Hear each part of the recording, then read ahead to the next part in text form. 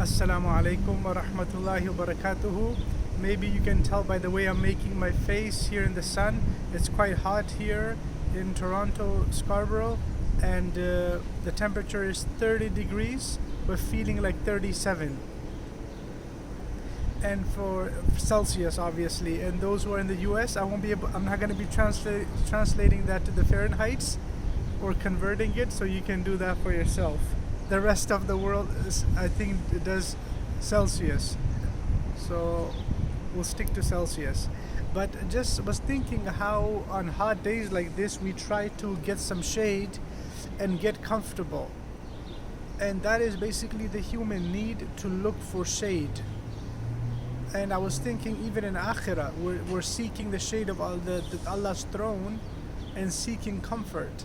So we should really consider how we look for comfort in this life, whether it be through water, through cold, through shade, whatever it is. We should be grateful and also take care of those who are in need, but likewise think of ways that we can get comfort in the hereafter, because the hereafter is much longer. Let me move back a little, it's really hot. So in the Akhirah also we need to look for the shade of Akhirah.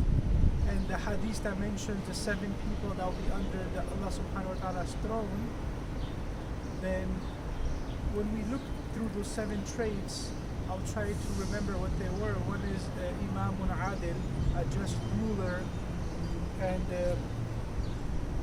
someone who remembers Allah subhanahu wa ta'ala alone and starts crying, and someone who's tempted to sin but avoids sinning, and someone who spends very sincerely and gives money away with his right hand where his left hand doesn't know.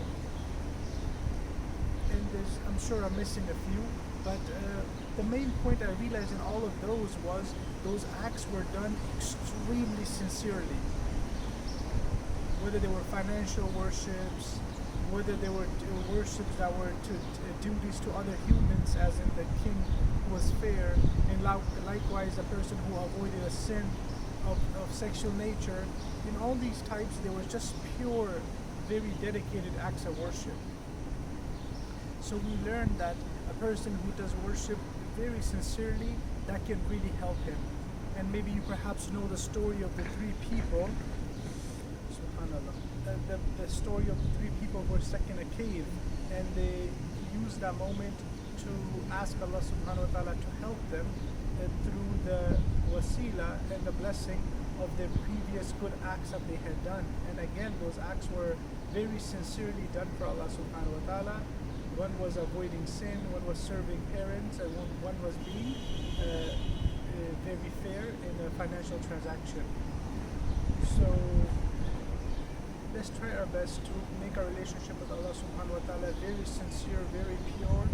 And in the summer there's a lot of opportunities to abuse the gaze, and it's very, very difficult for a person to fight his own nature and the sins around him to stay pure. But that is a challenge that we face living in the West.